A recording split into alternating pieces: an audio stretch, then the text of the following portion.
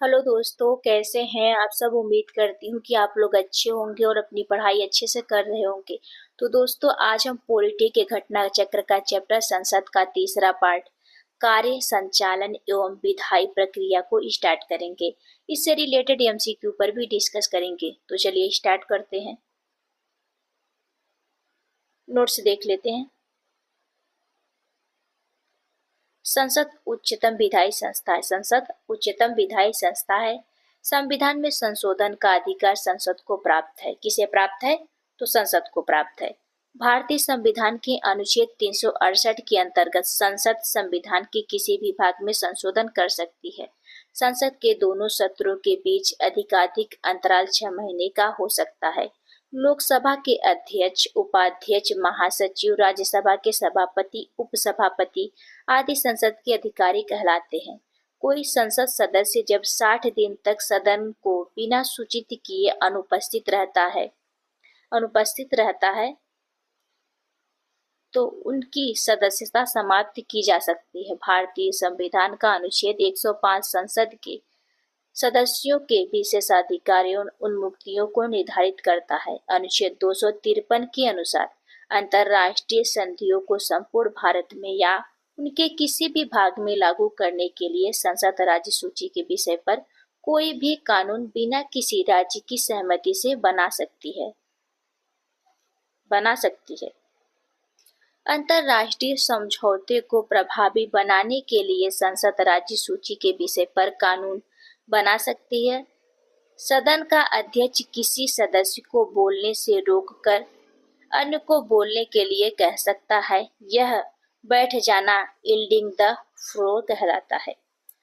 सदन के किसी सदस्य द्वारा वह जिस दल से चुनकर आया है उसका त्याग कर दूसरे दल में शामिल होना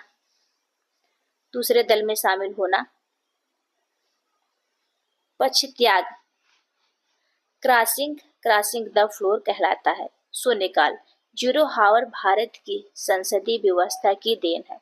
यह अधिकतम 1 घंटे का हो सकता है।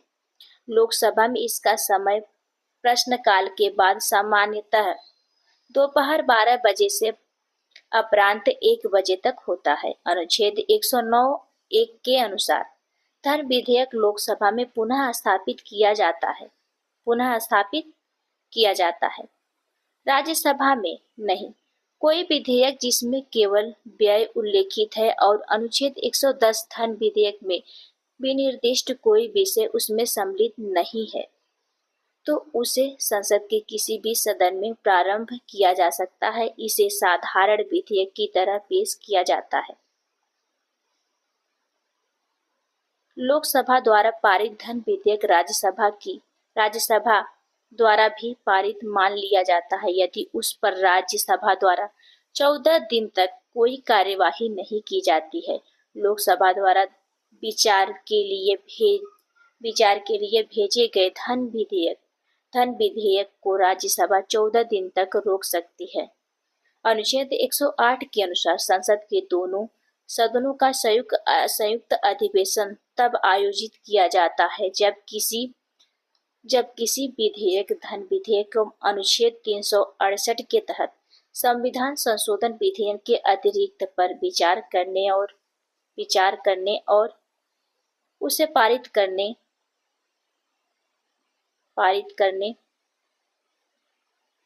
में दोनों सदनों में मतभेद हो। अनुच्छेद 118(4) के अनुसार लोकसभा का अध्यक्ष संसद के दोनों सदनों की संयुक्त बैठक की अध्यक्षता करता है। अब तक 3 बार दोनों सदनों की संयुक्त बैठक बुलाई जा चुकी है। वर्ष 1961 में प्रथम संयुक्त बैठक दहेज निरोध विधेयक पर, वर्ष 1978 में तृतीय संयुक्त बैठक बैंक सेवा आयोग निरसन विधेयक पर तथा वर्ष 2003 में तृतीय संयुक्त बैठक पोटा के लिए बुलाई गई थी। कोई कानूनी विधेयक संसद के दोनों में से किसी एक सदन के पटल पर रखा जा सकता है। कोई विधेयक धन विधेयक है या नहीं, इसका निर्णय लोकसभा अध्यक्ष करता है। भारत के लोक वित्त पर संसद के नियंत्रण के लिए संसद के समक्ष वार्षिक वित्तीय विवरण प्रस्तुत किया जाता है। भारत की संचित निधि से धन निकालने के लिए विनियोग विधेयक पारित करना पड़ता है। संविधान के अनुच्छेद 116 के अनुसार विनियोग विधेयक के पारित न होने की स्थिति में जब संसद सरकार को धन की आवश्यकता होती है तो लोकसभा को लेखानुदान के माध्यम से निश्चित अवधि के लिए भारतीय संचित निधि से अग्रिम निधि प्रदान करने की शक्ति प्राप्त है। भारतीय संसद का सचिवालय सरकार से स्वतंत्र होता है।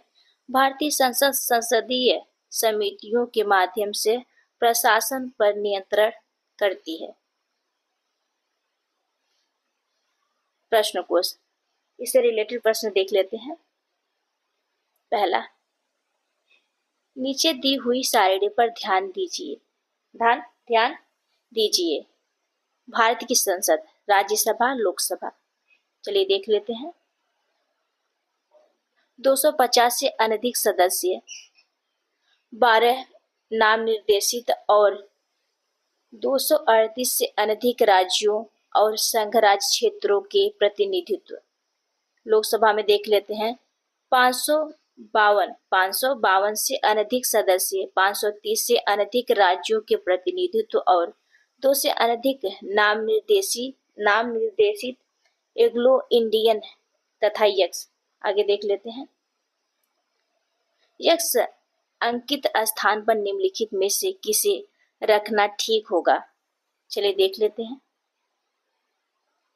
वे मंत्री जो संसद के सदस्य नहीं हैं, जिन्हें अपना पद संभालने के बाद 6 माह के भीतर अपना निर्वाचन संसद के किसी सदन के लिए करवाना है, ये गलत हो जाएगा। 20 से अधिक नाम निर्देशित सदस्य, ये भी गलत हो जाएगा। सी देख लेते हैं। संघ राज्य क्षेत्र के 20 से अधिक प्रतिनिधित्व, ये बिल्कुल सही है।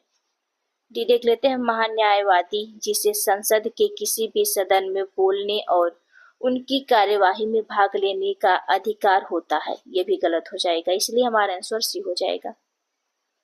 आगे देख लेते हैं।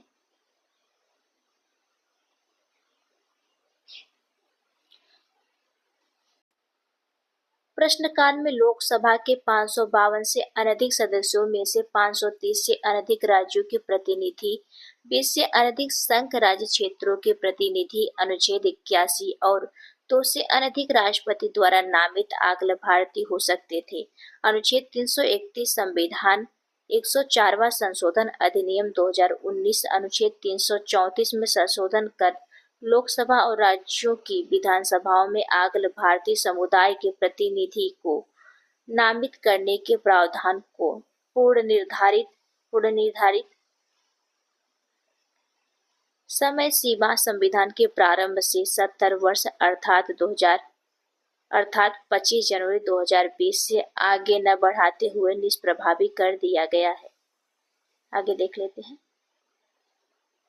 भारतीय संविधान के अनुच्छेद 87 के अंतर्गत भारत का राष्ट्रपति अभिभाषण देता है। चलिए देख लेते हैं। संसद के दोनों सदनों की संयुक्त बैठक में, संसद के दोनों सदनों की संयुक्त अधिवेशन में, संसद के दोनों सदनों के संयुक्त सत्र में, एक साथ संवेद संसद के दोनों सदनों में। तो आपका हो जाएगा आंसर डी, एक साथ संवेद संसद के दोनों सदनों में। भारतीय संविधान के अनुच्छेद 87 के अनुसार भारत का राष्ट्रपति लोकसभा के लिए प्रत्येक साधारण निर्वाचन के पश्चात प्रथम सत्र के आरंभ में और प्रत्येक वर्ष के प्रथम सत्र के आरंभ में एक साथ संवेद संसद के दोनों सदनों में अभिभाषण देता है।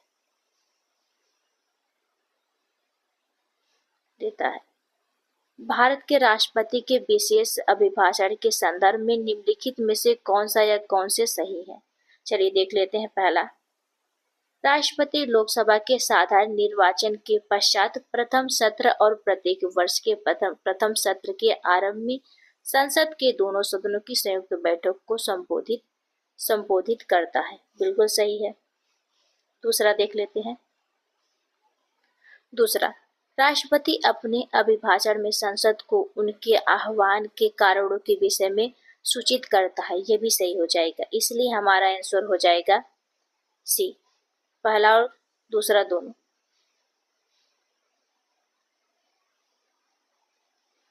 संविधान के अनुच्छेद 87(1) के अनुसार राष्ट्रपति लोकसभा के लिए प्रत्येक आप निर्वाचन के पश्चात प्रथम सत्र के प्रारंभ में और प्रत्येक वर्ष के प्रथम सत्र के प्रारंभ में एक साथ संवेद संसद के दोनों सदनों में अभिभाषण करेगा और संसद को उनके आह्वान के कारण बताएगा। आगे देख लेते हैं। भारत के संविधान में निम्नलिखित में से क्या कथित है? चलिए देख लेते हैं। पहला, राष्ट्रपति संसद के किसी भी सदन का सदस्य नहीं होगा। बिल्कुल सही है। संसद राष्ट्रपति और दोनों सदनों से मिलकर बनेगी। ये भी सही है, इसलिए हमारा आंसर बी हो जाएगा। एक और दो दोनों। दोनों कथन संविधान में उल्लिखित है। अनुच्छेद 59(1) के अनुसार राष्ट्रपति संसद के किसी सदन का सदस्य नहीं होगा, जबकि अनुच्छेद 79 के अनुसार संसद राष्ट्रपति और दोनों सदनों राज्यसभा और लोकसभा से मिलकर बनेगी। राष्ट्रपति तो आपका हो जाएगा, पहला देख लेते हैं, संसद का हिस्सा नहीं होता है। ये गलत हो जाएगा। संसद का हिस्सा होता है, ये बिल्कुल सही है। राष्ट्रपति संसद का हिस्सा होता है।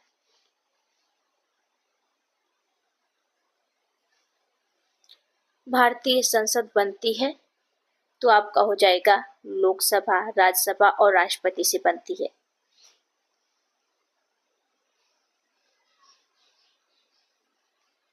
भारत में संसद मिलकर निर्मित होती है तो आपका हो जाएगा राष्ट्रपति, राज्यसभा और लोकसभा। इसलिए हमारा आंसर हो जाएगा ए। आगे देख लेते हैं।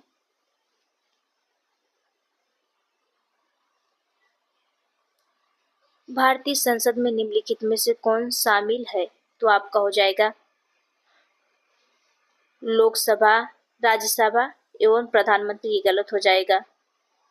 लोकसभा के अध्यक्ष एवं लोकसभा ये भी गलत हो जाएगा। राष्ट्रपति एवं दोनों सदन, ये बिल्कुल सही हो जाएगा। और लोकसभा एवं राज्यसभा ये भी गलत हो जाएगा। राष्ट्रपति हो जाएगा आपका, राष्ट्रपति और राज्यसभा लोकसभा आपका मिलकर बनता है संसद। निम्नलिखित पर विचार कीजिए और भारतीय संसद के सही गठन को चिन्हित कीजिए। भारतीय संसद के सही गठन को चिन्हित कीजिए। तो आपका हो जाएगा राष्ट्रपति, राज्यसभा और लोकसभा। इसलिए आपका आंसर सी हो जाएगा। आगे देख लेते हैं। भारतीय संसद में निम्नलिखित में से कौन सम्मिलित है? तो आपका हो जाएगा राष्ट्रपति, लोकसभा एवं राज्यसभा। आंसर ये हो जाएगा। आगे देख लेते हैं। भारतीय संसद के घटक हैं तो आपका हो जाएगा राष्ट्रपति, लोकसभा व राज्यसभा। इसलिए हमारा आंसर बी हो जाएगा। निम्नलिखित में से कौन संसद का अनन्य भाग नहीं है? तो आपका हो जाएगा आंसर बी, उपराष्ट्रपति।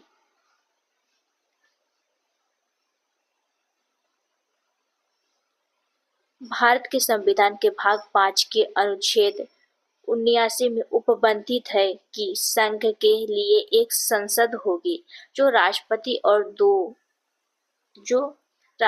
और दो सदनों राज्यसभा तथा लोकसभा से मिलकर बनेगी। अतः दिए गए विकल्पों में राष्ट्रपति, लोकसभा और राज्यसभा तीनों संसद के अनन्य भाग हैं, जबकि उपराष्ट्रपति संसद का अनन्य भाग नहीं है।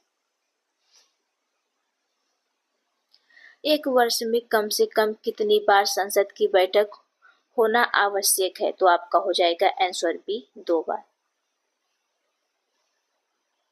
अनुच्छेद 85(1) के अनुसार संसद के प्रत्येक सदन के एक सत्र की अंतिम बैठक और आगामी सत्र की प्रथम बैठक के बीच 6 माह से अधिक का अंतर नहीं होगा। इस प्रकार एक वर्ष में कम से कम 2 बार संसद के प्रत्येक सदन की बैठक होना अनिवार्य है।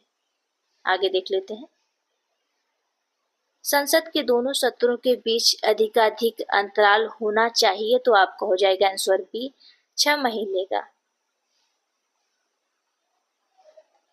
संसद के अधिकारियों में सम्मिलित हैं, तो आपका हो जाएगा लोकसभा अध्यक्ष, लोकसभा उपाध्यक्ष, लोकसभा और महासचिव लोकसभा और अध्यक्ष राज्यसभा, ये चारों हो जाएंगे।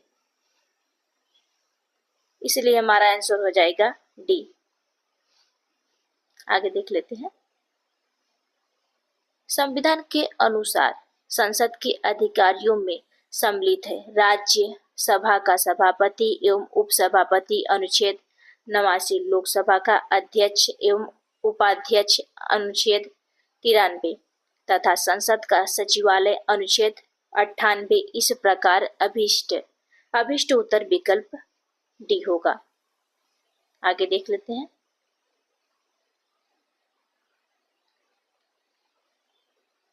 संसद विधानसभा के किसी सदस्य की सदस्यता तथा समाप्त समझी जाती है जब वह बिना सदन को सूचित किए अनुपस्थित रहता है। तो कितने दिन तक? आपका आंसर हो जाएगा 60 दिन तक। अनुच्छेद 101(4) के अनुसार संसद एवं अनुच्छेद 190(4) के अनुसार राज्य विधानमंडल के किसी सदस्य की सदस्यता तब समाप्त समझी जाती है जब वह 60 दिन की अवधि तक सदन की अनुज्ञा के बिना उनके सभी अधिवेशनों से अनुपस्थित रहता है, परंतु 60 दिन की उक्त अवधि की गणना करने में किसी ऐसी अवधि को हिसाब में नहीं लिया जाएगा जिनके दौरान सदन सत्रावसित एवं निरंतर 4 से अधिक दिनों के लिए स्थगित रहता है। आगे देख लेते हैं। एक एमपी की सीट को रिक्त घोषित किया जा सकता है यदि वह सदन से 2 माह की अवधि के लिए अनुपस्थित रहता है। 2 माह की अवधि के लिए अनुपस्थित रहता है, इसलिए हमारा आंसर हो जाएगा बी। आगे देख लेते हैं। बिना अनुमति के कितने दिन संसद से अनुपस्थित रहने पर किसी सांसद को अयोग्य घोषित किया जा सकता है? तो आपका हो जाएगा आंसर बी 60 दिन।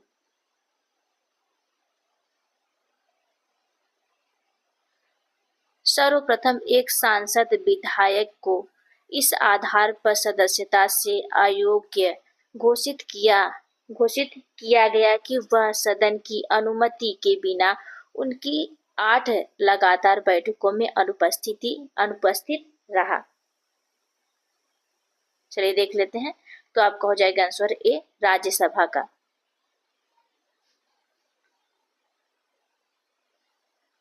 सर्वप्रथम दिसंबर 2000 में पंजाब से निर्दलीय राज्यसभा सांसद बरजिंदर सिंह हमदर्द को इस आधार पर सदस्यता से अयोग्य घोषित किया गया था कि वह सदन की अनुमति के बिना उनकी लगातार 60 बैठकों में अनुपस्थित रहे थे।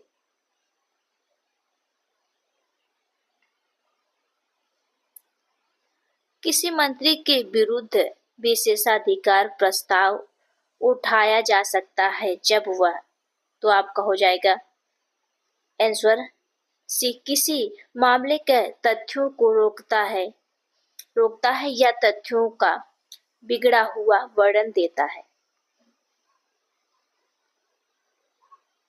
संसदीय नियमों एवं प्रक्रिया के तहत किसी मंत्री के विरुद्ध विशेषाधिकार प्रस्ताव उठाया जा सकता है यदि वह किसी मामले के तथ्यों को रोकता है अथवा तथ्यों का बिगड़ा हुआ वर्णन देता है। आगे देख लेते हैं। निम्नलिखित कथनों पर विचार कीजिए। पहला देख लेते हैं। संसद निर्भरता निवारण अधिनियम 1959 कई पदों को लाभ का पद के आधार पर निर्भरता से छूट देता है। बिल्कुल सही है। दूसरा देख लेते हैं। उपर्युक्त अधिनियम 5 बार संशोधन किया गया था। बिल्कुल सही है। तीसरा देख लेते हैं। शब्द लाभ का पद भारत के संविधान में भली भांति परिभाषित किया गया है। ये गलत हो जाएगा, इसलिए हमारा आंसर ये हो जाएगा केवल 1 और 2। संसद निर्भरता निवारण अधिनियम 1959 के तहत अनेक पदों को लाभ के पद के आधार पर संसद की सदस्यता के लिए निर्भरता से छूट प्रदान की गई है। इस अधिनियम में अब तक कुल 5 बार वर्ष 1993, 1999, 2000, 2006 तथा 2013 में संशोधन कर विभिन्न अन्य पदों को इस अधिनियम में शामिल करते हुए लाभ के पद के आधार पर निर्भरता के दायरे से बाहर किया गया है। भारत के संविधान में लाभ का पद शब्द को परिभाषित नहीं किया गया है। हालांकि इस शब्द का उल्लेख विभिन्न अनुच्छेदों में हुआ है। इस प्रकार प्रश्नगत कथनों में केवल कथन 1 और 2 ही सही है।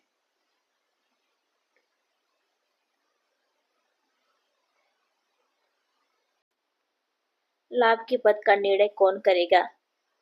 चलिए देख लेते हैं। पहला, राष्ट्रपति एवं राज्यपाल। बिल्कुल हो जाएगा। दूसरा, संघीय संसद। ये दोनों, राष्ट्रपति एवं राज्यपाल और संघीय संसद, ये दोनों करेंगे।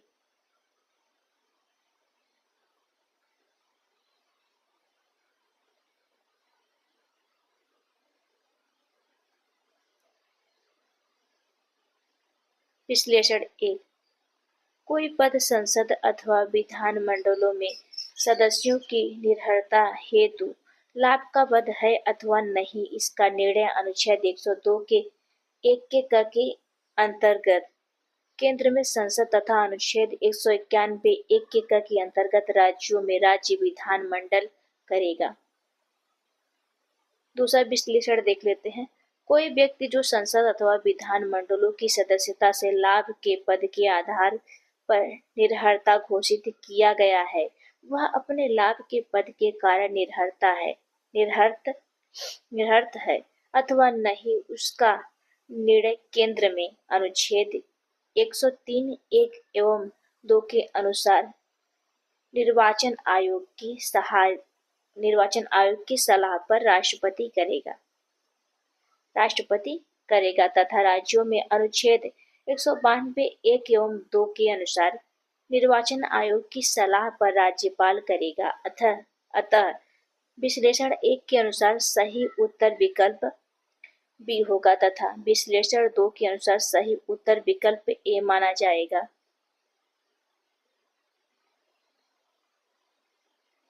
निम्नलिखित में से कौन सा एक प्रावधान भारतीय संविधान के अंतर्गत संसद के सदस्यों के विशेषाधिकारों तथा उन्मुक्तियों को निर्धारित करता है? तो आपका हो जाएगा आंसर बी, अनुच्छेद 105। भारतीय संविधान का अनुच्छेद 105 संसद के सदनों की तथा उनके सदस्यों और समितियों की शक्तियों, विशेषाधिकार तथा उन्मुक्तियों को निर्धारित करता है।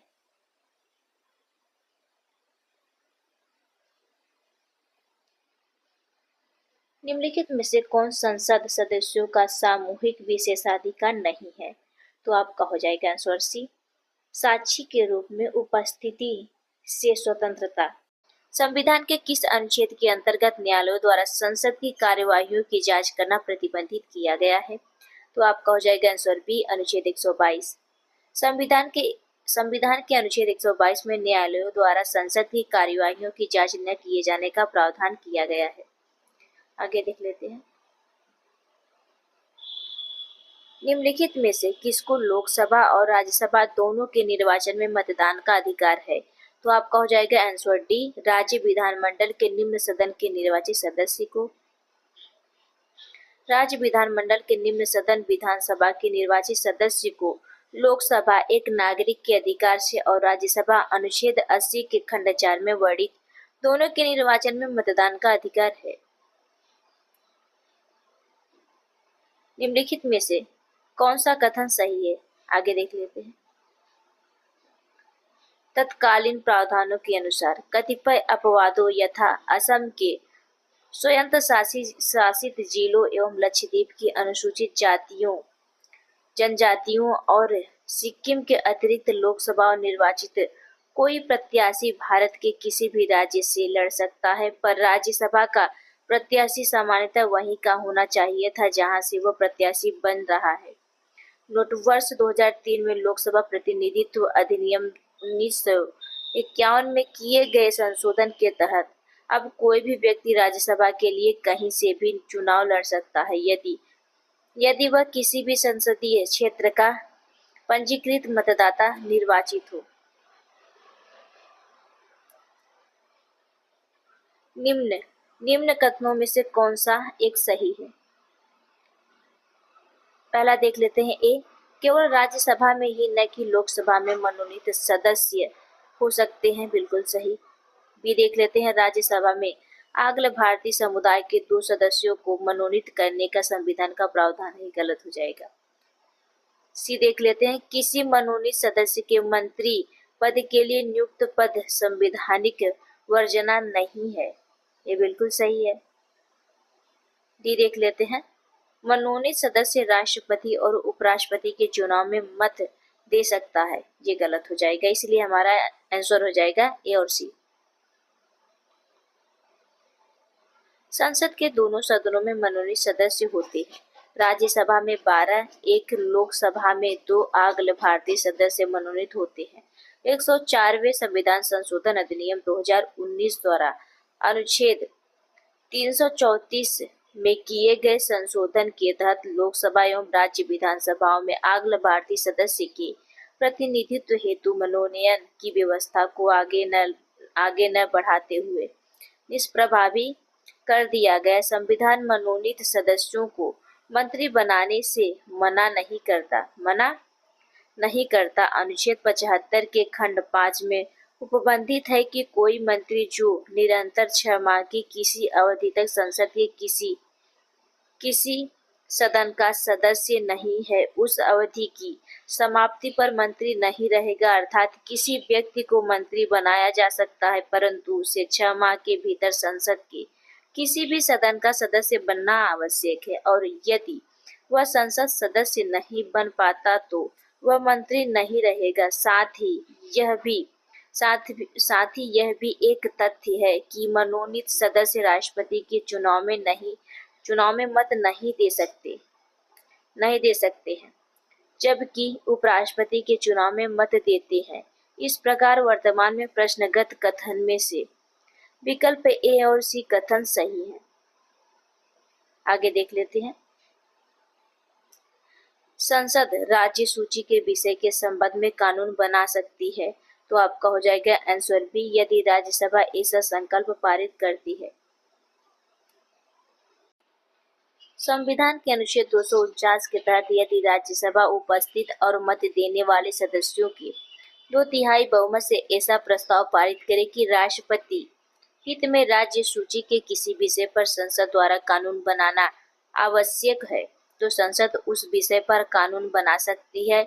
इसके अतिरिक्त अनुच्छेद 250 के तहत राष्ट्रीय आपात की स्थिति में अनुच्छेद 252 के तहत 2 या अधिक राज्य के अनुरोध पर उन राज्यों के लिए अनुच्छेद 253 के तहत अंतर्राष्ट्रीय समझौतों के अनुपालन के क्रम में राष्ट्रीय आपात की उद्घोषणा अनुच्छेद 352 के प्रवर्तन में होने की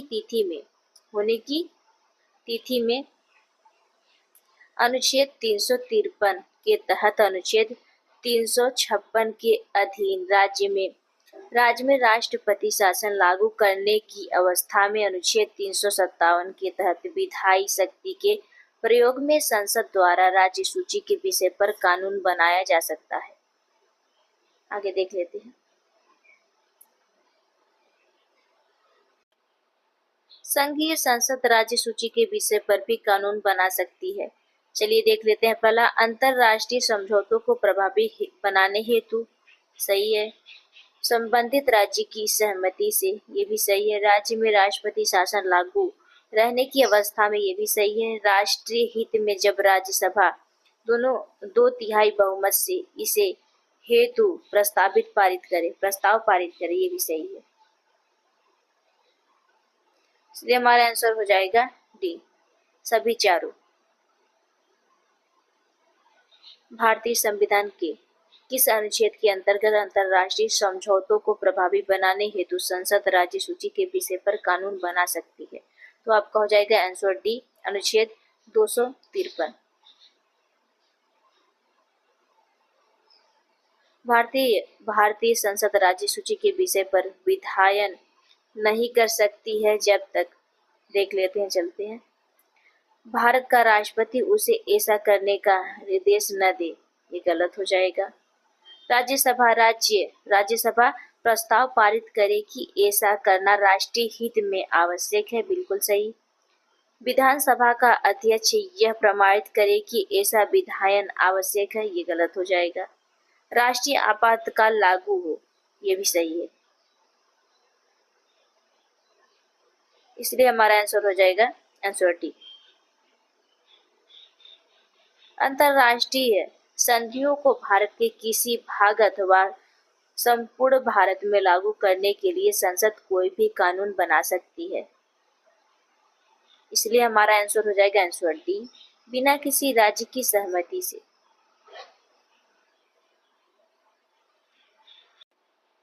संविधान की विषय सूची में दिए गए विषयों के अतिरिक्त विषयों पर कौन कानून बना सकता है? तो आपका हो जाएगा आंसर बी, संसद।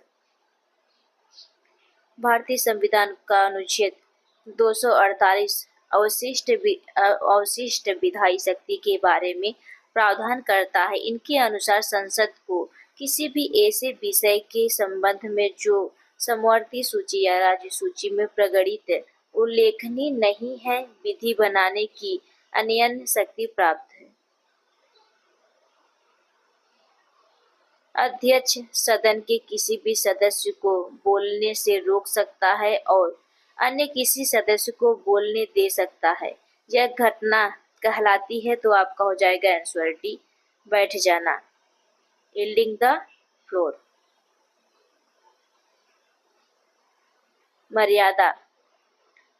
मर्यादा हो जाएगा आपका विनम्र एवं स्वीकार्य व्यवस्था बनाए रखना। पक्ष त्याग हो जाएगा आपका सदन के किसी सदस्य द्वारा वह जिस दल से चुनकर आया है उसका त्याग कर दूसरे दल में शामिल होना पक्ष त्याग कहलाता है।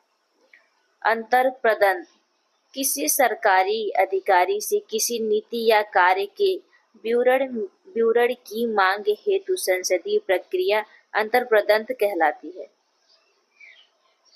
बैठ जाना, अध्यक्ष किसी भी सदस्य को बोलने से रोककर अन्य को बोलने के लिए कह सकता है।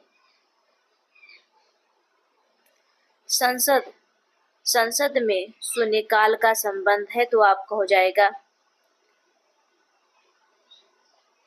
सुबह 11 बजे से दोपहर 12 बजे तक, और आपका हो जाएगा दोपहर 12 बजे से अपरांत 1 बजे तक। सी डी दोनों हो जाएगा। शून्यकाल, जीरो हावर, विशिष्ट भारतीय संसदीय व्यवस्था है। लोकसभा में प्रश्नकाल के बाद का समय शून्यकाल कहलाता है, जिसकी अवधि अधिकतम 1 घंटा हो सकता है, जिसे जीरो हावर भी कहा जाता है। यह सामान्यतः दोपहर 12 से 1 बजे तक का समय होता है। पहले राज्य में भी यही स्थिति थी, परंतु राज्यसभा में प्रश्नकाल की अवधि को वर्ष 2014 में परिवर्तनीय कर दोपहर 12 बजे से 1 बजे तक कर दिया गया और तदनुसार अब राज्यसभा में सर्वप्रथम 11 बजे से दस्तावेज सदन के पटल पर रखे जाते हैं, जिनके बाद सभापति की अनुमति के साथ तत्काल आवश्यक जनहित के मुद्दे शून्यकाल के तहत उठाए जाते हैं और फिर विशेष उल्लेख 12 बजे तक लिए जाते हैं। इस प्रकार अब राज्यसभा में शून्यकाल का समय प्रश्नकाल से पूर्व सुबह 11 बजे से दोपहर 12 के बीच हो गया है, जबकि लोकसभा में यह पूर्ववत प्रश्नकाल के बाद दोपहर 12 बजे से अपराह्न 1 बजे तक है। संसदीय प्रक्रिया में शून्यकाल शब्द को औपचारिक मान्यता प्राप्त नहीं है। शून्यकाल में किसी तत्काल आवश्यक जनहित के मामले को उठाने के लिए सदस्य प्रतिदिन अध्यक्ष सभापति को पूर्व सूचना देते हैं। किसी मामले को उठाने या न उठाने की अनुमति या मामलों के क्रम का निर्णय अध्यक्ष या सभापति पर निर्भर करता है। इस दौरान सदन का कोई सदस्य अत्यंत महत्वपूर्ण विषय से संबंधित प्रश्न मंत्रियों से पूछ सकता है और उत्तर देने को कह सकता है। भारतीय संविधान की कार्यवाही में शून्यकाल का अर्थ है तो आपका हो जाएगा, इसे छोड़ देते हैं। शून्यकाल संसदीय व्यवस्था को किस देश की देन है तो आपका हो जाएगा आंसर ए भारत की।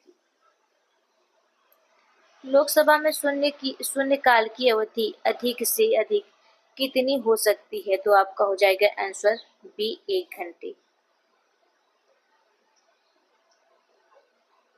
राजनीतिक शब्दावली में शून्यकाल का अर्थ है तो आपका हो जाएगा आंसर डी प्रश्न उत्तर सत्र।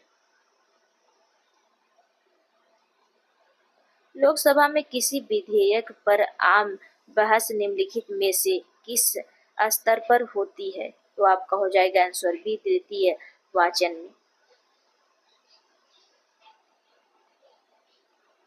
विधेयक को पुनः स्थापित करने का प्रक्रम उनका प्रथम वाचन होता है। द्वितीय वाचन में विधेयक पर विचार विमर्श होता है। सदन के सदस्य इसी स्तर पर आम बहस करते हैं। द्वितीय वाचन में ही सदन विधेयक को प्रवर समिति या दोनों सदनों की संयुक्त समिति को सौंप सकता है। द्वितीय वाचन में ही विधेयक पर खंडशः विचार भी होता है। प्रभावी सदस्य का यह प्रस्ताव कि विधेयक या यथा संशोधित विधेयक पारित किया जाए विधेयक का तृतीय वाचन कहलाता है। आगे देख लेते हैं। जब संसद के दोनों सदनों की संयुक्त बैठक में कोई विधेयक निर्देश रेफर किया जाता है तो इसे किसके द्वारा पारित किया जाना होता है तो आपका हो जाएगा आंसर ए उपस्थित तथा मत देने वाले सदस्यों का साधारण बहुमत। आगे देख लेते हैं। यदि दोनों सदनों की संयुक्त बैठक अनुच्छेद 108 में कोई विधेयक संशोधन सहित दोनों सदनों के उपस्थित और मत देने वाले सदस्यों की कुल संख्या के साधारण बहुमत से पारित हो जाता है तो इसे दोनों सदनों द्वारा पारित समझा जाता है। ज्ञात हो कि अनुच्छेद 108 के तहत संयुक्त बैठक की प्रक्रिया सामान्य विधायन तक ही सीमित है। धन विधेयक या संविधान संशोधन विधेयक हेतु यह लागू नहीं होती है। यदि राष्ट्रपति ने संसद के संयुक्त सत्र के लिए अधिसूचना जारी कर दी और इस बीच लोकसभा विघटित हो जाए तो क्या होगा? आपका आंसर ए हो जाएगा संयुक्त सत्र यथा समय आहूत होगा।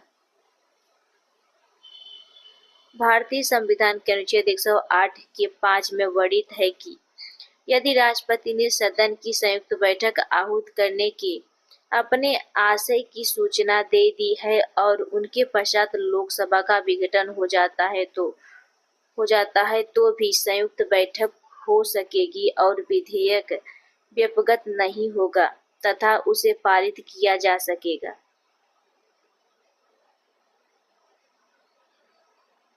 निम्नलिखित में से कौन संसद के दोनों सदनों की संयुक्त बैठक की अध्यक्षता करेगा तो आपका हो जाएगा आंसर डी, लोकसभा का अध्यक्ष।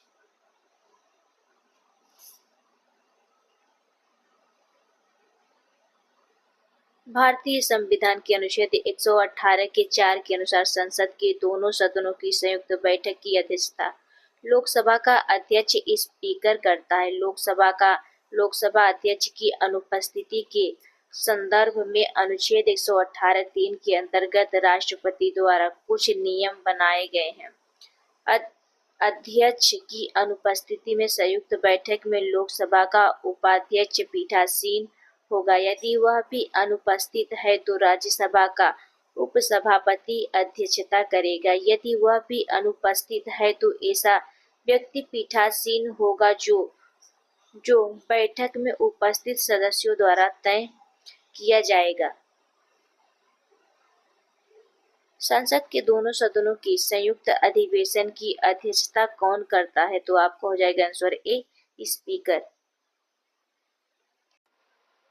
निम्नलिखित में से कौन लोकसभा तथा राज्यसभा के संयुक्त अधिवेशन में सभापतित्व करता है? तो आपको हो जाएगा आंसर बी, स्पीकर। भारतीय संसद के दोनों सदनों की संयुक्त बैठक की अध्यक्षता करते हैं। तो आपको हो जाएगा आंसर सी, लोकसभा के अध्यक्ष। निम्नलिखित में से कौन संसद के संयुक्त सत्र की अध्यक्षता करने हेतु अधिकृत है? तो आपका हो जाएगा लोकसभा के अध्यक्ष। इसलिए हमारा आंसर हो जाएगा आंसर डी। निम्न कथनों पर विचार कीजिए। पहला देख लेते हैं, भारत में संसद के दोनों सदनों की संयुक्त बैठक अनुच्छेद 108 में संस्वीकृत है। बिल्कुल सही। लोकसभा तथा राज्यसभा की प्रथम संयुक्त बैठक वर्ष 1961 में हुई थी। ये भी सही है। भारतीय संसद के दोनों सदनों की दूसरी संयुक्त बैठक बैंक सेवा आयोग निरसन बिल को पारित करने के लिए हुई थी। ये भी सही है। इसलिए हमारा आंसर डी हो जाएगा। आगे देख लेते हैं, भारत में संसद के दोनों सदनों की संयुक्त बैठक का प्रावधान अनुच्छेद 108 में वर्णित है। संसद के अनुच्छेद 108 के अनुसार दोनों सदनों का संयुक्त अधिवेशन तथा आयोजित होता है जब किसी साधारण विधि निर्माण विधेयक पर विचार करने और उसे पारित करने में दोनों सदनों में मतभेद हो। लोकसभा तथा राज्यसभा की प्रथम संयुक्त बैठक दहेज निरोध अधिनियम 1959 पर 6 और 9 मई 1961 को आयोजित की गई। द्वितीय संयुक्त बैठक बैंक सेवा आयोग निरसन बिल 1977 को पारित करने के लिए 17 मई 1978 को आयोजित हुई तथा तृतीय संयुक्त बैठक 26 मार्च 2002 को आतंकवाद निरोध अधिनियम 2002 के संदर्भ में आयोजित की गई थी।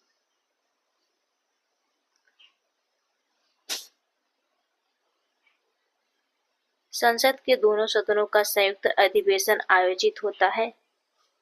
तो आपका हो जाएगा आंसर डी, केवल 4। एक ऐसे विधेयक पर विचार करने और उसे पारित करने के लिए जिस पर दोनों सदनों में मतभेद हो।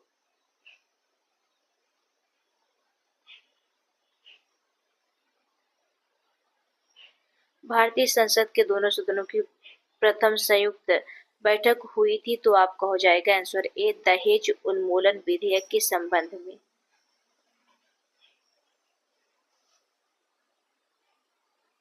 लोकसभा और राज्यसभा के बीच गतिरोध की किन स्थितियों में संसद की संयुक्त बैठक बुलाई जाती है?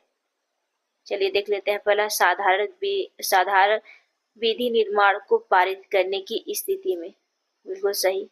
धन विधेयक को पारित करने की स्थिति में गलत हो जाएगा। संविधान संशोधन विधेयक को पारित करने की स्थिति में यह भी गलत हो जाएगा। इसलिए हमारा आंसर ए हो जाएगा। निम्नलिखित में से किस पर गतिरोध दूर करने हेतु लोकसभा और राज्यसभा की संयुक्त बैठक हो सकती है? तो आपका हो जाएगा आंसर ए, साधारण विधेयक। भारतीय संसद के दोनों सदनों की संयुक्त बैठक किस संबंध में होती है? तो आपका हो जाएगा आंसर सी, साधारण विधेयक। कोई कानूनी विधेयक संसद के किस पटल पर रखा जा सकता है? तो आपका हो जाएगा आंसर सी, दोनों में से संसद के एक पटल पर। कोई कानूनी विधेयक संसद के दोनों सदनों में से एक के पटल पर रखा जा सकता है, जबकि धन विधेयक तथा अनुच्छेद 110 के खंड 1 के उपखंड क से उपखंड च में विनिर्दिष्ट किसी विषय के लिए उपबंध करने वाले वित्त विधेयक या संशोधन केवल लोकसभा में प्रस्तुत किए जा सकते हैं।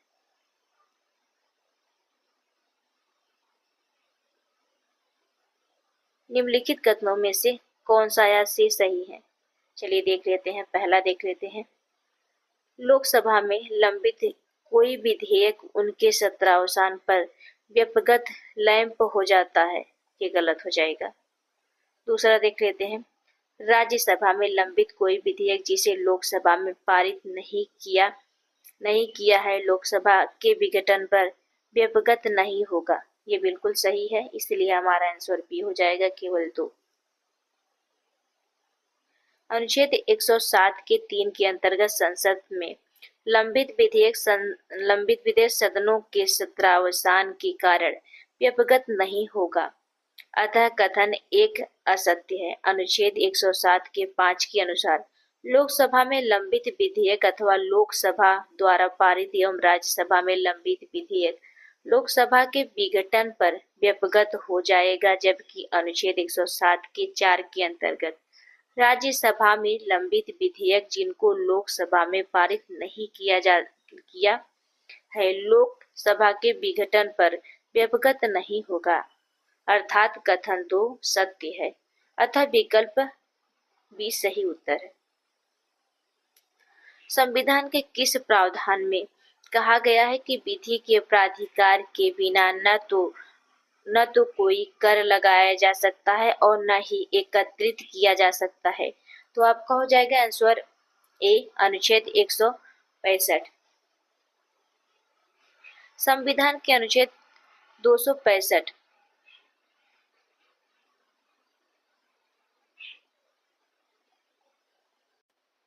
संविधान के किस प्रावधान में कहा गया है कि विधि के प्राधिकार के बिना न तो कोई कर लगाया जा सकता है और न ही एकत्रित किया जा सकता है? तो आपका हो जाएगा आंसर ए, अनुच्छेद 265। संविधान के अनुच्छेद 265 में कहा गया है कि कोई कर विधि के प्राधिकार से ही अधिरोपित या संग्रहित किया जाएगा, अन्यथा नहीं। अनुच्छेद 266 भारत और राज्य की संचित निधियों एवं लोक लेखा, अनुच्छेद 300 संघ एवं राज्य के नाम से वाद और कार्यवाहियों तथा अनुच्छेद 368 संविधान संशोधन की प्रक्रिया से संबंधित है। भारत की संचित निधि से धन निर्गत पर किसका नियंत्रण है? तो आपका हो जाएगा, चलिए देख लेते हैं, ए, महानियंत्रक एवं महालेखा परीक्षक, गलत। भारत के वित्त मंत्री, इनका भी नहीं। अधिकृत मंत्री, ये भी गलत, इसलिए हमारा आंसर हो जाएगा आंसर डी, उपयुक्त में से किसी का नहीं।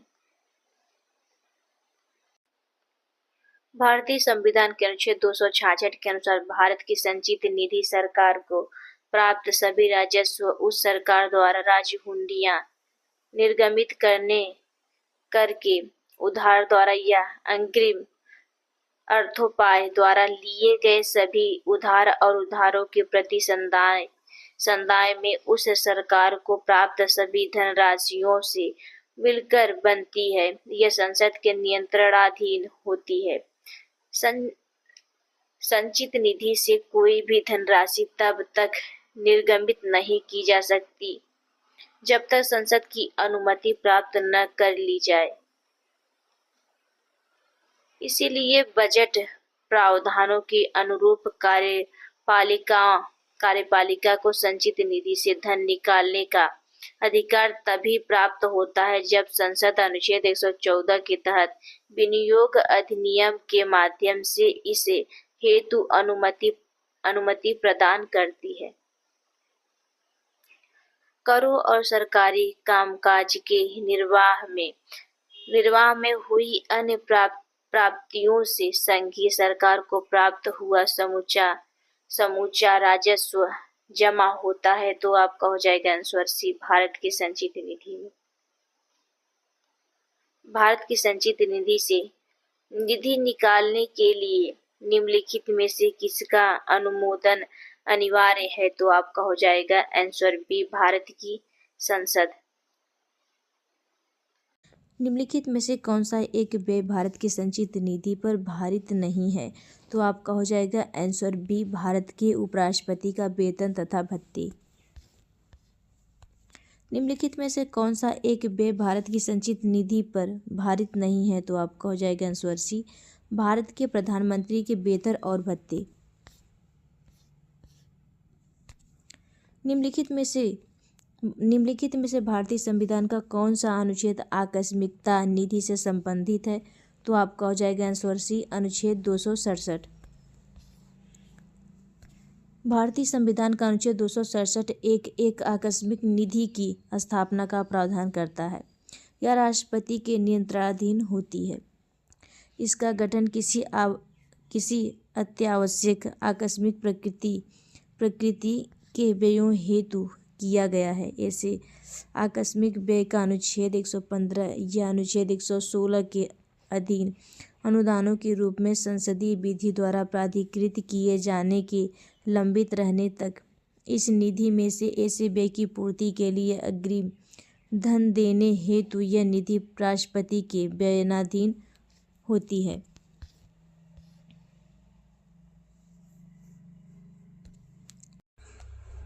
संघ की सरकार यूनियन गवर्नमेंट के संदर्भ में निम्नलिखित कथनों पर विचार कीजिए। पहला देख लेते हैं, राजस्व विभाग संसद में प्रस्तुत किए जाने वाले केंद्र बजट को तैयार करने के लिए उत्तरदायी है। ये गलत हो जाएगा।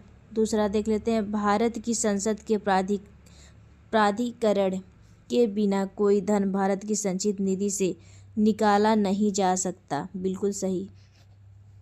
आगे देख लेते हैं, लोकलेखा से किए जाने वाले सभी संवितरणों के लिए भी भारत की संसद के प्राधिकरण की आवश्यकता होती है। ये गलत हो जाएगा, इसलिए हमारा आंसर सी हो जाएगा, केवल 2। बजट तैयार करने की प्रमुख जिम्मेदारी वित्त मंत्रालय के आर्थिक कार्य विभाग की होती है, न कि राजस्व विभाग की। वित्त मंत्रालय का राजस्व विभाग विगत वर्षों में राजस्व संबंधित आंकड़ों के संदर्भ में आने वाले वर्ष के लिए राजस्व का अनुमान तैयार करना है। भारतीय संविधान के अनुच्छेद 266(1) में संचित निधि का प्रावधान है। संसद की अनुमति के बिना संचित निधि से कोई धन नहीं निकाल सकता है। अनुच्छेद 266(2) में लोक लेखा का प्रावधान किया गया है। इसमें संचित निधि में जमा के अतिरिक्त अन्य लोक धनराशियाँ जमा की जाती हैं। इनमें लोक भविष्य निधि, न्यायिक जमा आदि धन शामिल किए जाते हैं। लोक लेखा से धनराशि निकालने के लिए संसद की अनुमति आवश्यक है। इस निधि का नियंत्रण कार्यपालिका के पास होता है। निम्नलिखित में से कौन एक संघीय बजट की तैयारी और उसे संसद में पेश करने के लिए उत्तरदायी है, तो आपका हो जाएगा आंसर बी, आर्थिक कार्य विभाग। संघीय वित्त मंत्रालय का आर्थिक कार्य विभाग संघीय बजट की तैयारी और उसे संसद में पेश करने के लिए उत्तरदायी है। आकस्मिक निधि को राष्ट्रपति कैसे व्यय करते हैं, तो आपका हो जाएगा आंसर सी, संसदीय स्वीकृति से पूर्व। संविधान के किस अनुच्छेद के अंतर्गत धन विधेयक को परिभाषित किया गया है, तो आपको हो जाएगा आंसर बी, अनुच्छेद 110। अनुच्छेद 109 में धन विधेयक के संबंध में विशेष प्रक्रिया है। अनुच्छेद 110 में धन विधेयक की परिभाषा है। अनुच्छेद 111 में विधेयकों पर अनुमति है।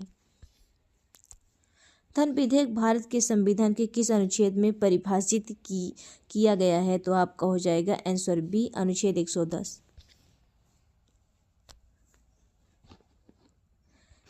एक विधेयक को वित्त विधेयक माना जाता है अनुच्छेद 110 के अनुसार यदि इनमें संबंधित प्रावधान शामिल हैं। पहला देख लेते हैं ए, भारत सरकार के उधार लेने का नियम, बिल्कुल सही। भारत के समेकित निधि की निगरानी, ये भी सही है। आगे देख लेते हैं। किसी राज्य के खातों लेखों की लेखा परीक्षा, ये भी बिल्कुल सही है, इसलिए हमारा आंसर डी हो जाएगा, उपयुक्त सभी। अनुच्छेद 110 के अनुसार उस विधेयक को धन विधेयक माना जाएगा जिसमें निम्न में से कोई भी अथवा सभी उपबंध सम्मिलित होगा। कर देख लेते हैं। किसी कर का अधिरोपण, उत्सादन, परिहार, परिवर्तन या विनियमन। ख देख लेते हैं। भारत सरकार द्वारा धन उधार लेने या कोई प्रत्याभूत देने या विनियमन अथवा भारत सरकार द्वारा अपने ऊपर ली गई या ली जाने वाली किन्हीं वित्तीय बाध्यताओं से संबंधित विधि का संशोधन। ग, भारत की संचित निधि या आकस्मिकता निधि की अभिरक्षा ऐसी किसी निधि में धन जमा करना या उनमें से धन निकालना। घ देख लेते हैं। भारत की संचित निधि में से धन का विनियोग। अंग देख लेते हैं। किसी व्यय को भारत की संचित निधि पर भारतीय व्यय घोषित करना या ऐसे किसी व्यय की रकम को बढ़ाना। या च देख लेते हैं। भारत की संचित निधि या भारत के लोक लेखा से धन प्राप्त करना अथवा ऐसे धन की अभिरक्षा या उसका निर्गमन अथवा संघ या राज्य के लेखाओं की संपरीक्षा। छ देख लेते हैं। उपखंड क से उपखंड च में विनिर्दिष्ट किसी विषय का आनुषंगिक कोई विषय। नोट देख लेते हैं। नोट, प्रश्न के हिंदी अनुवाद में वित्त विधेयक दिया गया है जबकि अंग्रेजी वर्जन में मनी बिल दिया गया है जिसका अर्थ धन विधेयक होता है। अंग्रेजी वर्जन के आधार पर ही इस प्रश्न की व्याख्या की गई है। भारतीय संविधान के अनुच्छेद 110 के अनुसार धन विधेयक की परिभाषा में क्या सम्मिलित है? तो आपका हो जाएगा आंसर ई, उपयुक्त में से कोई नहीं, उपयुक्त में से एक से अधिक। संविधान के अनुच्छेद 110 के उपबंधों के तहत टैक्स लगाना समाप्त करना व उनके विनियमन में प्रत्यावर्तन धन की उधारी का विनिमय करना, भारत की संचित निधि के धन को विनियोग करना तथा किसी व्यय को भारत की संचित निधि पर भारित व्यय घोषित करना, इन सभी की धन विधेयक की परिभाषा में शामिल किया गया है। अतः इस प्रश्न की सही उत्तर विकल्प ई है।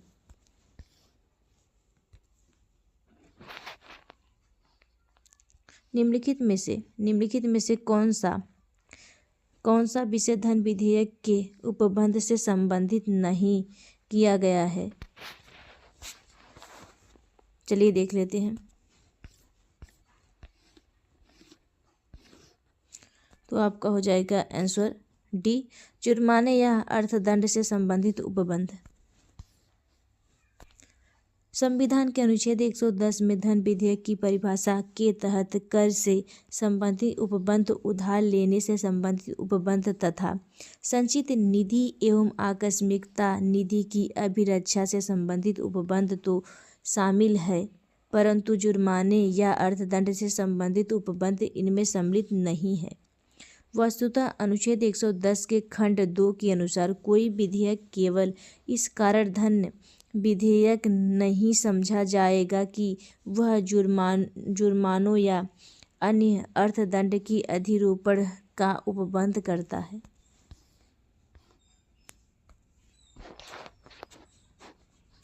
निम्नलिखित में से सही क्या नहीं है? चलिए देख लेते हैं। प्रत्येक धन विधेयक एक वित्त विधेयक होता है, बिल्कुल सही। प्रत्येक वित्त विधेयक एक धन विधेयक नहीं होता है, ये भी सही है। तीसरा देख लेते हैं। वित्त विधेयक केवल लोकसभा में प्रस्तावित किया जा सकता है, ये भी सही है। वित्त विधेयक राष्ट्रपति के पूर्व हस्ताक्षर होते हैं, ये भी सही है। राज्यसभा वित्त विधेयक को 14 दिन तक रोक कर रख सकती है, ये गलत हो जाएगा, ये गलत हो जाएगा। राष्ट्रपति वित्त विधेयक पर हस्ताक्षर करने से इनकार नहीं कर सकते हैं, ये भी गलत हो जाएगा। सातवां देख लेते हैं। राज्यसभा वित्त विधेयक को संशोधित कर सकती है, ये सही है। आठवां देख लेते हैं। गतिरोध की स्थिति में वित्त विधेयक पर संयुक्त अधिवेशन बुलाया जा सकता है, ये भी सही है। इसलिए हमारा आंसर हो जाएगा आंसर बी। धन विधेयक या उल्लेख भारतीय संविधान के अनुच्छेद 110(1) में किया गया है। प्रत्येक धन विधेयक वित्त विधेयक होता है, किंतु प्रत्येक वित्त विधेयक धन विधेयक नहीं होता है। कोई विधेयक धन विधेयक है या नहीं, इसका विनिश्चित संविधान के अनुच्छेद 110 के 3 के तहत लोकसभा अध्यक्ष द्वारा किया जाता है और उसका विनिश्चय अंतिम होता है। अनुच्छेद 110 के खंड 1 के उपखंड क से उपखंड च में विनिर्दिष्ट किसी विषय के लिए उपबंध करने वाले वित्त विधेयक एवं धन विधेयक दोनों को लोकसभा में ही पेश किया जाता है, जिसके लिए राष्ट्रपति की पूर्व अनुमति आवश्यक है। धन विधेयक पर राज्यसभा को मात्र 14 दिन का समय दिया जाता है, परंतु साधारण वित्त विधेयक जो धन विधेयक नहीं है को राज्यसभा अनिश्चित काल के लिए रोक सकती है। राज्यसभा इसमें संशोधन कर सकती है तथा असहमति की अवस्था में दोनों सदनों की संयुक्त बैठक बुलाई जा सकती है। राष्ट्रपति धन विधेयक को पुनर्विचार हेतु नहीं लौटा सकता, परंतु साधारण वित्त विधेयक को पुनर्विचार के लिए सदनों को वापस लौटा सकता है। आगे देख लेते हैं।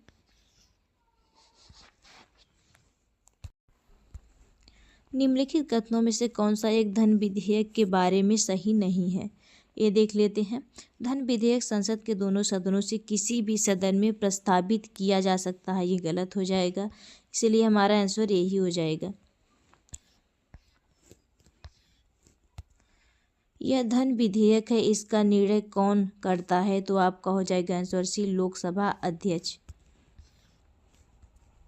कोई विधेयक धन विधेयक है या नहीं, इसका विनिश्चय संविधान के अनुच्छेद 110(3) के अनुसार लोकसभा अध्यक्ष द्वारा किया जाता है और उसका विनिश्चय अंतिम होता है। अनुच्छेद 110(4) के अनुसार जब धन विधेयक राज्यसभा को पारित किया जाता है और जब उसे अनुमति के लिए राष्ट्रपति के समक्ष प्रस्तुत किया जाता है, तब उसे लोकसभा का अध्यक्ष धन विधेयक के रूप में हस्तांतरित सहित पृष्ठांकन कर प्रमाणित करता है। धन विधेयक को कौन प्रमाणित करता है? तो आपका हो जाएगा आंसर सी, स्पीकर। कोई विधेयक धन विधेयक है या नहीं, इसका निर्णय कौन करता है? तो आपका हो जाएगा आंसर बी, लोकसभा का अध्यक्ष। वित्त विधेयक को प्रस्तुत करने के विषय में निम्नलिखित में से कौन सा कथन सही है? तो आपका हो जाएगा आंसर डी, यह लोकसभा में प्रस्तुत किया जाता है।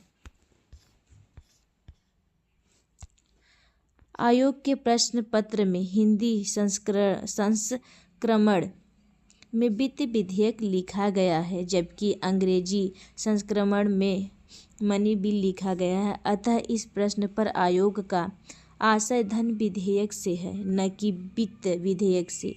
संविधान के अनुच्छेद 109 में धन विधेयकों के संबंध में विशेष प्रक्रिया को अपनाया गया है। अनुच्छेद 109 के 1 में कहा गया है कि धन विधेयक राज्यसभा में पुनः स्थापित नहीं किया जाएगा।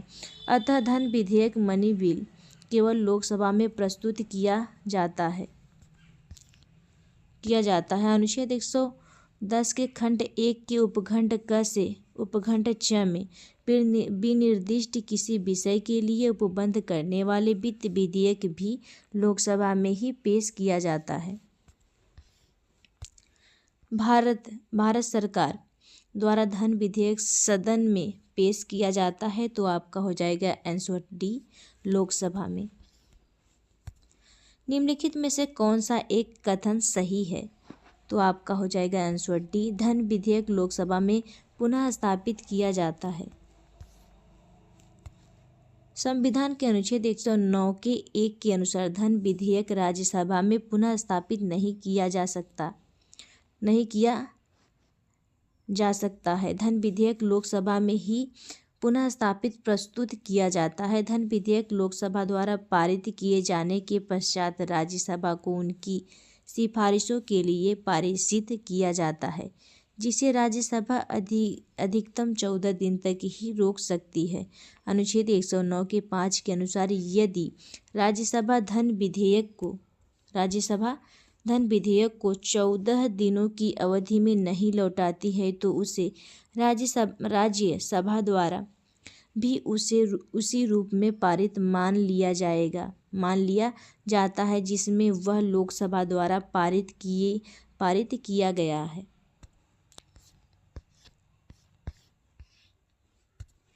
धन विधेयक पेश किया जाता है तो आपका हो जाएगा आंसर ए, केवल लोकसभा में। निम्नलिखित कथनों में से कौन सा सही नहीं है? तो आपका हो जाएगा आंसर बी, धन विधेयक की शुरुआत राज्यसभा में होती है। निम्नलिखित में से कौन सा कथन सही है? तो आपका हो जाएगा आंसर बी, धन विधेयक लोकसभा में प्रस्तुत होता है। धन विधेयक कहाँ पुनः स्थापित किया जाता है? तो आपका हो जाएगा आंसर ए, लोकसभा में। भारत के संविधान के अंतर्गत एक धन विधेयक को प्रस्तुत किया जाता है तो आपका हो जाएगा आंसर सी, लोकसभा में। लोकसभा द्वारा पारित धन विधेयक राज्यसभा द्वारा भी पारित मान लिया जाता है यदि राज्यसभा द्वारा उस पर कोई कार्यवाही नहीं की जाती। तो आपका हो जाएगा आंसर बी, 14 दिन तक। अगर कोई धन विधेयक लोकसभा द्वारा स्वीकृत हो जाए तो राज्यसभा इसे अधिक से अधिक रोक सकती है। तो आपका हो जाएगा आंसर डी, 14 दिन तक। लोकसभा द्वारा विचारार्थ भेजे गए धन विधेयक को राज्यसभा अधिकतम इतने समय तक रोके रख सकती है। तो आपका हो जाएगा आंसर डी, 14 दिन तक। 14 दिन तक राज्यसभा में धन विधेयक प्राप्त होने के कितने दिनों के अंदर इसे लोकसभा को वापस किया जाना चाहिए? तो आपका हो जाएगा आंसर बी, 14 दिन के अंदर। निम्न क्रिया विधियों में से कौन सी ऐसी धन विधेयक को अंगीकार करा लेगी जो एक बार लोकसभा द्वारा पारित किया जा चुका है किंतु राज्यसभा द्वारा संशोधित किया गया हो? तो आपका हो जाएगा आंसर डी, यह पारित समझा जाएगा यदि लोकसभा इसे दोबारा संशोधन को स्वीकार अथवा अस्वीकार करते हुए पास कर दे। अनुच्छेद 109 के प्रावधानों के तहत धन विधेयक के संदर्भ में लोकसभा को अधिक विशिष्ट अधिकार प्राप्त हैं एवं राज्यसभा के अधिकार सीमित है। अतः यदि राज्यसभा ने लोकसभा द्वारा पारित धन विधेयक में कोई संशोधन किया है तो लोकसभा इसे इसे स्वीकार या अस्वीकार करते हुए पारित कर सकती है। कोई विधेयक जिनमें से केवल व्यय अंतर्वलित है और अनुच्छेद 110 में भी निर्दिष्ट कोई विषय उनमें सम्मिलित नहीं है, उसे तो आपका हो जाएगा आंसर बी, संसद के किसी भी सदन में प्रारंभ किया जा सकता है। कोई विधेयक जिसमें केवल व्यय अंतर्वलित है और अनुच्छेद 110 में भी निर्दिष्ट कोई विषय उनमें सम्मिलित नहीं है, तो उसे संसद के किसी भी सदन में प्रारंभ किया जा सकता है। इसे साधारण विधेयक की तरह प्रयोग किया जाता है तथा इनके लिए भी वही प्रक्रिया अपनाई जाती है जो साधारण विधेयक के लिए अपनाई जाती है।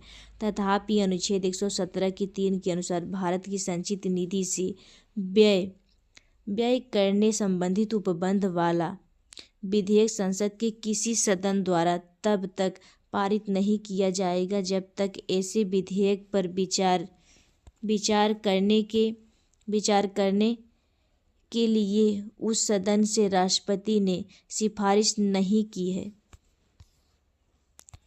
निम्नलिखित में से कौन सा शब्दावली भारत के संविधान में उल्लिखित नहीं है, तो आपका हो जाएगा आंसर सी, बजट। संविधान में बजट शब्द का उल्लेख कहीं नहीं है, जबकि अनुच्छेद 112 के अंतर्गत वार्षिक वित्तीय विवरण शब्द का उल्लेख है।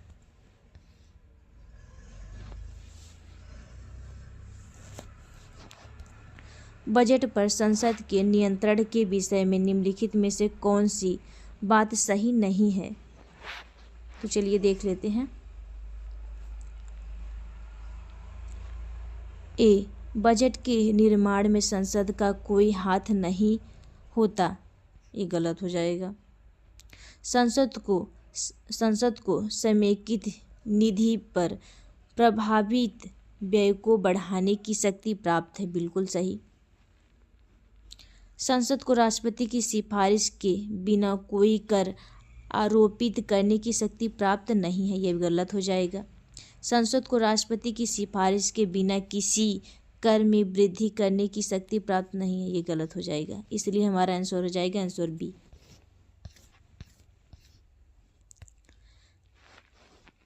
समेकित निधि संचित निधि पर प्रभावित व्यय अनुच्छेद 113 के एक संसद में मतदान के लिए प्रस्तुत नहीं किए जा सकते हैं, केवल उन पर चर्चा की जा सकती है। अतः प्रभावित व्ययों में कोई परिवर्तन करने का अधिकार संसद को नहीं है। निम्नलिखित में से कौन सी विधियां भारत के लोक वित्त पर संसदीय नियंत्रण रखने के काम आती हैं, चलिए देख लेते हैं। पहला, संसद के सम्मुख वार्षिक वित्तीय विवरण का प्रस्तुत किया जाना, बिल्कुल सही है। विनियोजन विधेयक के पारित होने के बाद ही भारत की संचित निधि से मुद्रा निकाल पाना, ये भी सही है। अनुपूरक अनुदानों तथा लेखानुदान का प्रावधान, ये भी सही है। चौथा देख लेते हैं, संसदीय बजट कार्यालय द्वारा समष्टिगत आर्थिक पुनरानुमानों तथा व्यय हेतु सरकार के कार्यक्रम का एक नियतकालीन अथवा कम से कम मध्यवर्षीय पुनरावलोकन, ये गलत हो जाएगा। संसद में वित्त विधेयक का प्रस्तुत किया जाना, ये बिल्कुल सही है। इसलिए हमारा आंसर ए हो जाएगा। भारत के लोक वित्त पर संसद के नियंत्रण के लिए संसद के समक्ष वार्षिक वित्तीय विवरण प्रस्तुत किया जाता है। भारत की संचित निधि से मुद्रा निकालने के लिए विनियोजन विधेयक पारित करना पड़ता है।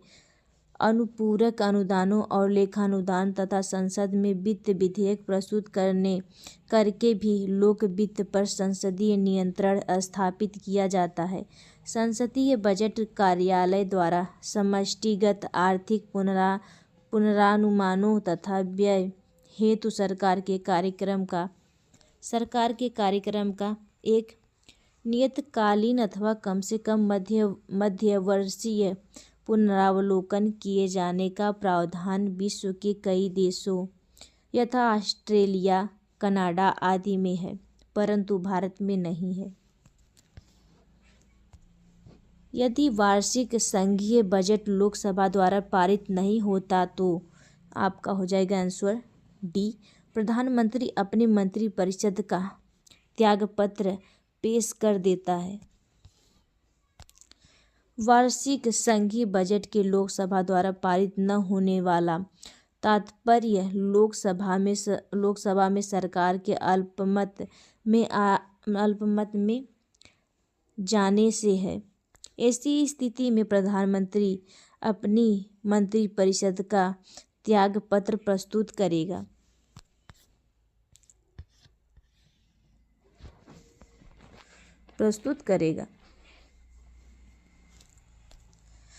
भारत की संसद के संदर्भ में निम्नलिखित कथनों पर विचार कीजिए। पहला देख लेते हैं, गैर सरकारी विधेयक ऐसा विधेयक है जो संसद के ऐसे सदस्य द्वारा प्रस्तुत किया जाता है जो निर्वाचित नहीं हैं किंतु भारत के राष्ट्रपति द्वारा नाम निर्दिष्ट है। ये गलत हो जाएगा। दूसरा देख लेते हैं, हाल ही में भारत की संसद के इतिहास में पहली बार एक गैर सरकारी विधेयक पारित किया गया है। ये भी गलत हो जाएगा, इसलिए हमारा आंसर डी हो जाएगा।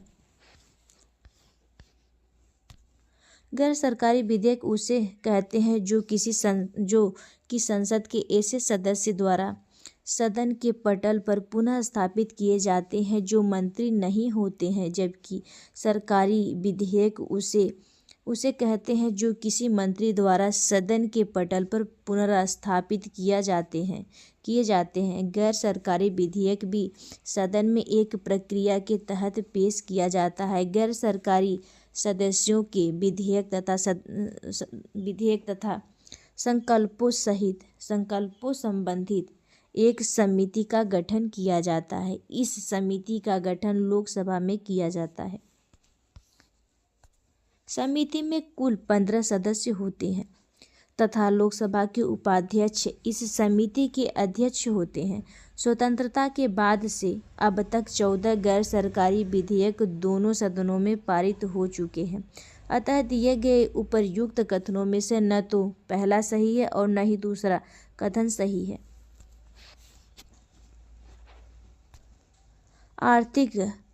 आर्थिक सर्वेक्षण प्रतिवर्ष संसद में प्रस्तुत किया जाता है, तो आपका हो जाएगा आंसर ए, आगामी वर्ष के बजट के प्रस्तुतिकरण के पूर्व। चालू वर्ष का आर्थिक सर्वेक्षण प्रतिवर्ष संसद में आगामी वर्ष के बजट के प्रस्तुतिकरण के पूर्व प्रस्तुत किया जाता है, जिसमें चालू वर्ष में अर्थव्यवस्था के विभिन्न क्षेत्रों की प्रगति एवं गतिविधियों के साथ राजकोषीय विवरण प्रस्तुत किया जाता है। लेखानुदान संघ सरकार को अनुमति प्रदान करता है,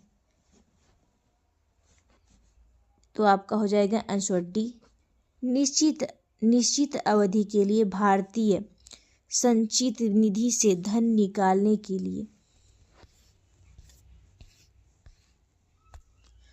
संविधान के अनुच्छेद 116 के तहत विनियोग विधेयक या बजट के समय सीमा के अंदर पारित न होने की स्थिति में जब संघ सरकार को धन की आवश्यकता होती है तो लोकसभा को लेखानुदान के माध्यम से निश्चित अवधि के लिए भारतीय संचित निधि से अग्रिम निधि प्रदान करने की शक्ति प्राप्त है।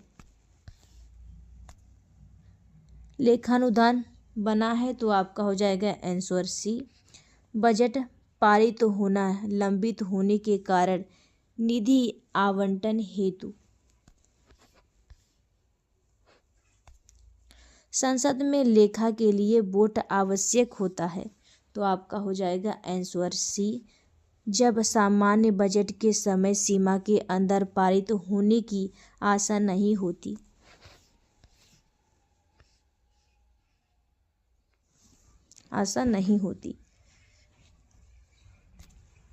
लेखानुदान और अंतिम बजट के बीच क्या अंतर है? चलिए देख लेते हैं। अस्थायी सरकार लेखानुदान के प्रावधान का प्रयोग करती है, जबकि कार्यवाहक सरकारी अंतरिम बजट के प्रावधान का प्रयोग करती है। बिल्कुल गलत। लेखानुदान सरकार के बजट के व्यय पर मात्र से संबंधित होता है, जबकि अंतरिम बजट में व्यय तथा आवतीय दोनों सम्मिलित होते हैं।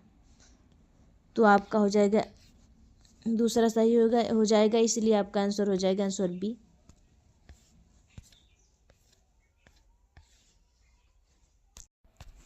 बजट प्रक्रिया संपन्न होने अथवा बजट पर संसद में चर्चा एवं मतदान होने से पूर्व नए वित्त वर्ष का प्रारंभ हो जाने की स्थिति में वित्तीय संसाधनों के लिए संचित निधि से धन निकालने हेतु लेखानुदान संसद में पारित कराया जाता है। यह सरकार के बजट के व्यय पक्ष मात्र से संबद्ध होता है। लेखानुदान अस्थायी एवं कार्यवाहक दोनों सरकारें प्रस्तुत कर सकती हैं। अंतरिम बजट में व्यय तथा आवंती दोनों सम्मिलित होते हैं तथा यह चुनाव से पूर्व की कार्यवाहक सरकार तथा चुनाव के बाद की नियमित सरकार दोनों द्वारा प्रस्तुत किया जाता है। फरवरी 2009 में तत्कालीन कार्यवाहक वित्त मंत्री आम चुनाव की घोषणा तब तक हो चुकी थी। प्रणब मुखर्जी ने वर्ष 2009-2010 के लिए अंतरिम बजट प्रस्तुत किया था। व्यय का अनुमान किस रूप में भारतीय संसद के समक्ष रखा जाता है? तो आपका हो जाएगा आंसर डी, अनुदान का अनुरोध। अनुच्छेद 113(2) के अनुसार संचित निधि पर भारतीय व्ययों के अतिरिक्त अन्य व्ययों के अनुमान प्राक्कलन लोकसभा के समक्ष अनुदानों की मांगों के रूप में रखे जाएंगे और लोकसभा को शक्ति होगी कि वह किसी मांग को अनुमति दे या अनुमति देने से मना कर दे अथवा किसी मांग को उनमें विनिर्दिष्ट रकम को कम करके अनुमति दे।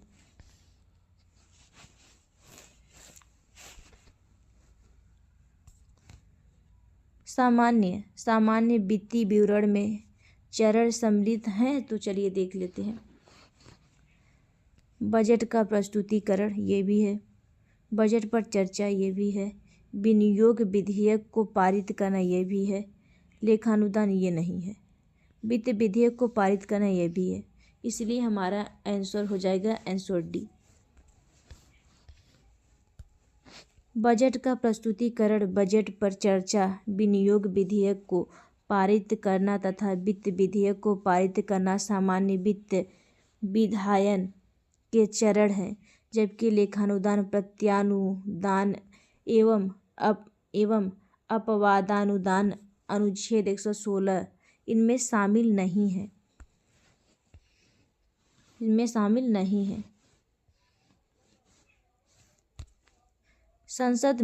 संसद में विधायन प्रस्ताव की पहल करने से पहले भारत के राष्ट्रपति की पूर्व स्वीकृति आवश्यक है।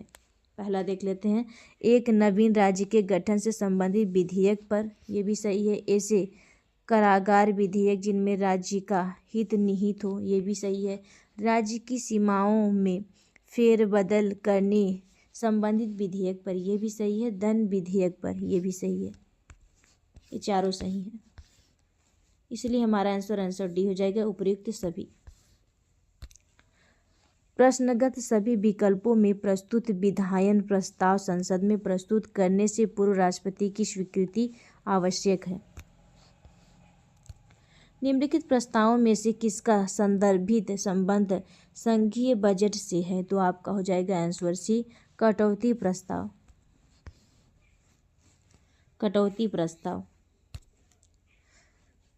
निंदा प्रस्ताव सरकार की दोषपूर्ण नीति की आलोचना के लिए लाया जाता है। ध्यानाकर्षण प्रस्ताव किसी अत्यावश्यक सार्वजनिक महत्व के विषय पर संबंधित मंत्री का ध्यान आकर्षित करने और उससे पद एवं सत्ता की अनुरूप औपचारिक कथन की प्राप्ति के लिए लाया जाता है।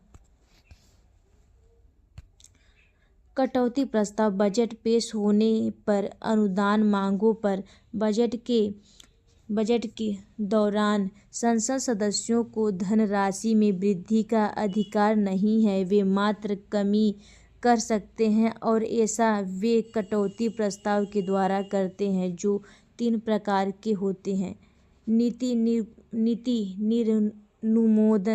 निर्नुमोदन कटौती, संकेतीय कटौती एवं मितव्ययी कटौती।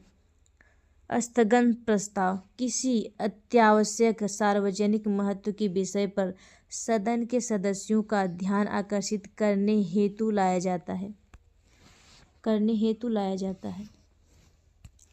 कटौती प्रस्ताव का उद्देश्य क्या होता है? तो आपका हो जाएगा आंसर सी, बजट प्रस्तावों के खर्च में कमी का प्रस्ताव प्रस्तुत करना।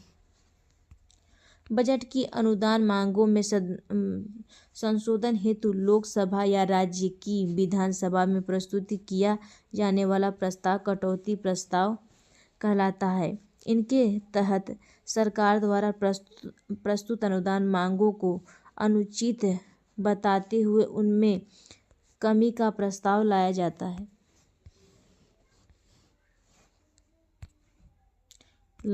है। निम्नलिखित में से कौन सही सुमेलित नहीं है? तो आपका हो जाएगा आंसर डी, लेखानुदान।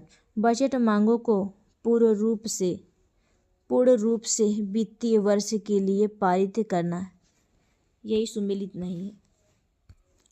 बजट प्रस्तुतिकरण एवं बजट मांगों के सदन से पारित होने के मध्य के समय में प्रशासनिक व्यय को पूरा करने हेतु लेखानुदान की मांग की जाती है। अन्य शब्दों में, यह बजट पारित होने से पहले के प्रशासनिक व्यय हेतु आवश्यकता की पूर्ति हेतु एवं अग्रिम मांग है। प्रश्नगत शेष विकल्प सुमेलित है। ध्यानाकर्षण सूचना के प्रावधान से निम्नलिखित में से किसके क्षेत्र को सीमित किया जाता है? तो आपका हो जाएगा आंसर सी, स्थगन प्रस्ताव। ध्यानाकर्षण की संकल्पना भारत की देन है। यह आधुनिक संसदीय प्रक्रिया की एक नवीन संकल्पना है और इसमें प्रश्न अथवा अनुपूरक प्रश्न पूछे जाते हैं। इनमें सदस्यों को अविलंबनीय लोक महत्व के विषय में सरकार की विफलता अथवा उनके द्वारा की गई अपर्याप्त कार्यवाही को सामने लाने का अवसर मिलता है। यह स्थगन प्रस्ताव के सदृश है, परंतु इनमें निंदा का पक्ष नहीं होता।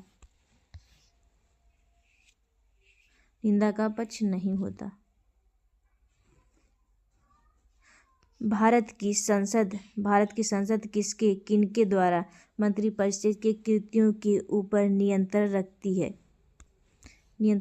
है? तो आपका हो जाएगा स्थगन प्रस्ताव, प्रश्नकाल और अनुपूरक प्रश्न, इसलिए हमारा आंसर डी हो जाएगा, पहला, दूसरा और तीसरा। भारत की संसद स्थगन प्रस्ताव प्रश्नकाल अथवा अनुपूरक प्रश्न के द्वारा मंत्रिपरिषद के कृत्यों पर नियंत्रण रखती है, जिसे इस प्रकार समझा जा सकता है। चलिए देख लेते हैं। पहला, स्थगन प्रस्ताव का उद्देश्य यह होता है कि वर्तमान अर्थात तत्कालीन संसदीय प्रक्रिया को रोककर अविलंबनीय लोक महत्व के मुद्दे पर चर्चा की जाए। प्रश्नकाल लोकसभा की बैठक का पहला घंटा और राज्यसभा में दूसरा घंटा प्रश्नकाल कहलाता है। दोनों सदनों में प्रश्नकाल के दौरान 1 घंटे तक प्रश्न किए जाते हैं और उनके उत्तर दिए जाते हैं। अनुपूरक प्रश्न संसद के प्रत्येक सदन में प्रश्न सामान्यतया मंत्रियों से पूछे जाते हैं और वे प्रश्न 3 श्रेणियों के होते हैं: तारांकिक, अतारांकिक एवं अल्प सूचना प्रश्न। तारांकिक प्रश्नों का उत्तर सदन में मौखिक रूप से दिया जाता है तथा उत्तर के संतोषजनक न होने पर मुख्य प्रश्न से संबंधित अनुपूरक प्रश्न पूछे जा सकते हैं।